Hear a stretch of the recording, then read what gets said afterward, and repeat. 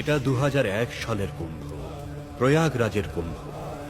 এই কুম্ভে লক্ষ লক্ষ মানুষ, প্রত্যেক প্রদেশের মানুষ আসে। সব ধর্মের ধার্মিক গুরু, রাজগুরু, ধর্মাধিকারী, উত্তরাধিকারী, সমর্থক আর কর্তারাও আসে।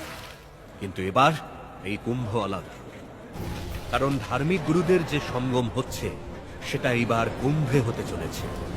সমস্ত গুরু, অঘরী সবাইকে একটা বিশেষ উদ্দেশ্যের জন্য একত্রিত করা হচ্ছে।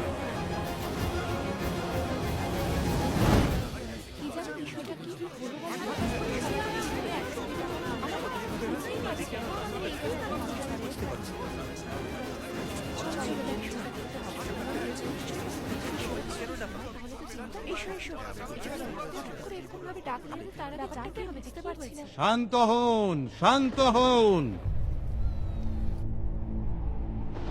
আমাদের সবাইকে এখানে এইভাবে কেন ডাকা হয়েছে? কারণটা কি?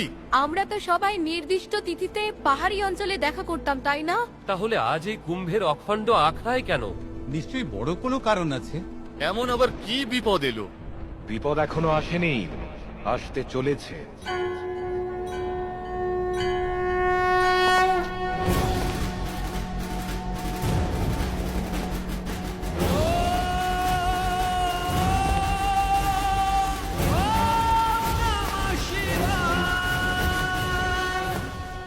আপনারা সবাই বসে পড়ুন, বসে পড়ুন।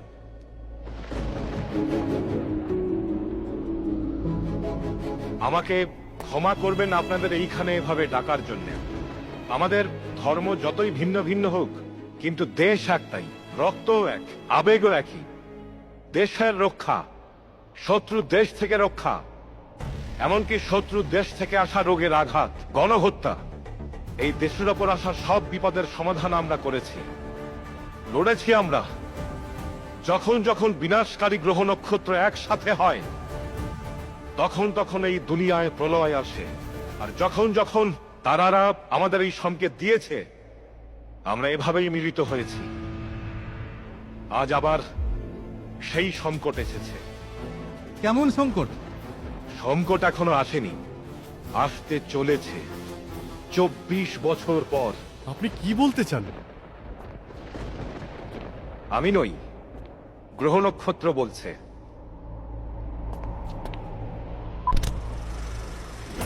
বৃহস্পতি যখন 12 বছরের পরিক্রমা শেষে বৃষ রাশিতে প্রবেশ করে আর সূর্য মকর রাশিতে প্রবেশ করে, তখন প্রয়াগরাজের সঙ্গমে কুম্ভ অনুষ্ঠিত হয়। কুম্ভ 4 জায়গায় অনুষ্ঠিত হয়: এলাহাবাদ, নাসিক, উজ্জয়িনী আর হরিদ্বার।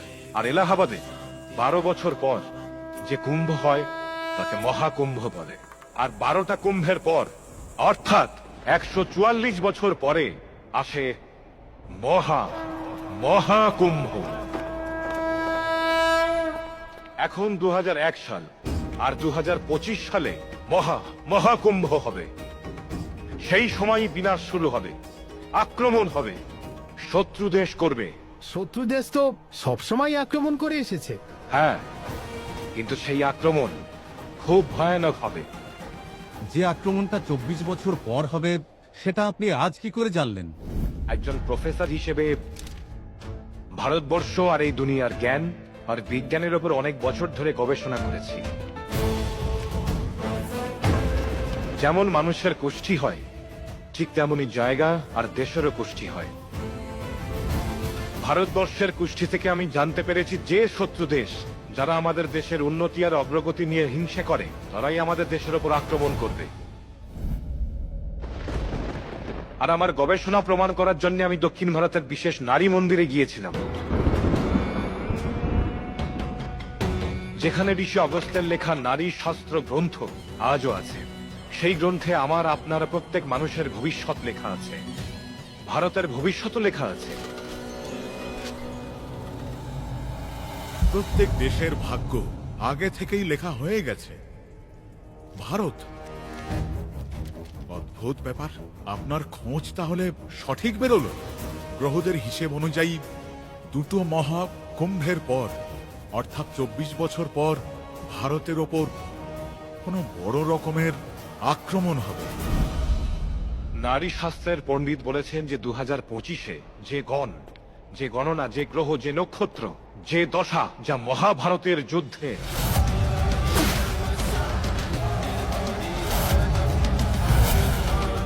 আর দ্বিতীয় বিশ্বযুদ্ধে তৈরি হয়েছিল, এবার সাল 2025-এ তৈরি হবে। তাহলে সংকট আসবে এত বছর পর? তাহলে এখন কেন ডাকলেন? কারণ সংকট আমাদের দেশে পা রেখে ফেলেছে। যে হামলা, যে আক্রমণ 24 বছর পর হতে চলেছে, তার জন্য শত্রু দেশের অনুপ্রবেশকারীরা নিজেদের শিকড় এই দেশে এখনই ছড়াতে শুরু করে দিয়েছে। বর্ডার থেকে খবর এসে গেছে, অনুপ্রবেশকারীরা আমাদের বর্ডার দিয়ে আমাদের দেশে ঢুকছে।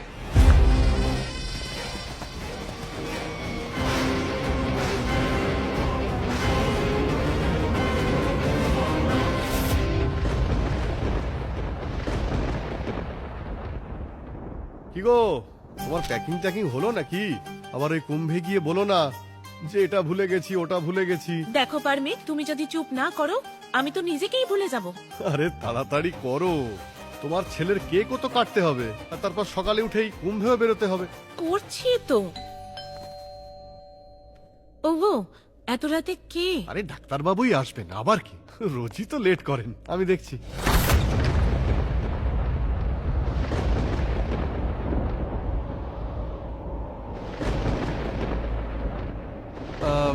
আপনারা? অনেক কষ্টে সীমান্ত পার করে তোমাদের দেশে এসেছি। তোমাদের দেশের বরবাদি এখান থেকেই শুরু করছি। কুম্ভে যাচ্ছি, তেষ্টা পেয়েছে, একটু জল পাওয়া যাবে? ও আচ্ছা, কুম্ভে আপনারাও যাচ্ছেন? আবহাওয়া তো খুবই খারাপ, ভিতরে আসুন, কিছু খেয়ে দিয়ে যান। আমরাও সকালে কুম্ভে যাচ্ছি। আসুন আসুন, ভিতরে আসুন, আসুন। আরে আসুন না।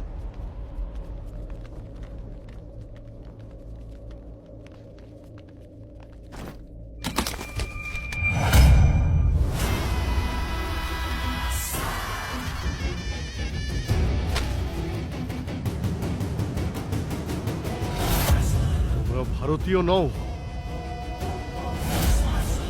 তোমরা শত্রু দেশের।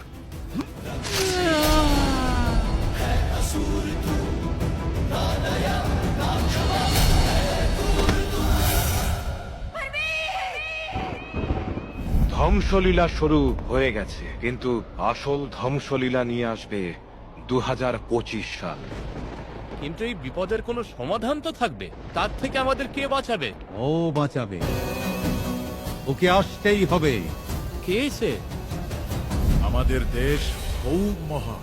যখন যখন কাল আসে তখন তখন বিষ্ণু আর শিব কোনো না কোনো রূপে আবির্ভূত হন, দেশকে বাঁচান। সেই আক্রমণের সাথে লড়তেও ওনারাই তাকে পাঠাবেন। তাকে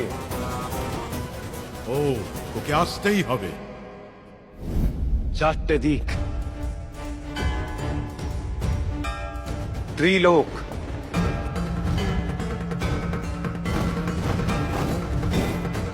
এমনকি স্বয়ং ব্রহ্মাণ্ড যদি ওর সামনে দাঁড়ায় ওকে আটকানোর জন্য, ও তখনও থামবে না। ও আসবে। কে?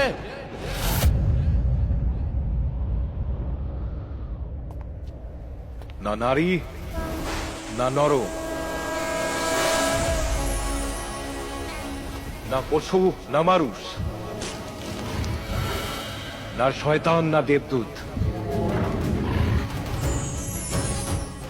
না ভগবান।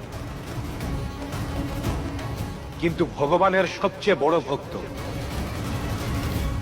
শক্তিধর, শিবের বর প্রাপ্ত, নাগলোকের রানী, অনন্তকুলের নাগ রানী অনন্তা।